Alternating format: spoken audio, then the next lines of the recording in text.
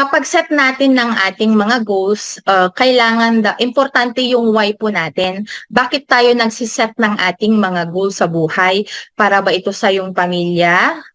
Kaya ka nagsisave at saka nag-iinvest?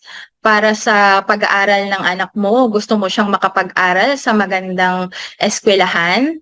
Para bang yung why mo ba is makatulong ka sa mga magulang mo na gusto mo silang makapag-travel kasi medyo tumatanda na sila. So kaya dapat 'pag nag-ipon tayo at nag-invest para hindi natin nahuhugot kaagad yung mga sinisave at invest po natin, dapat may malalim daw tayong why. Dapat binibigyan natin ng pinaglalaanan talaga natin ng oras or kailangan maano natin sa sarili natin na itong inipon ko na ito is para sa future ng aking mga anak. Makatulong ako sa aking mga magulang. So gano'n, para hindi tayo natitempt na parang kunyari nagkaroon tayo ng utang is huhugutin natin yung ating na-invest or naipon. Hindi po. Dapat malalim talaga yung why natin. Bakit tayo nag-iipon?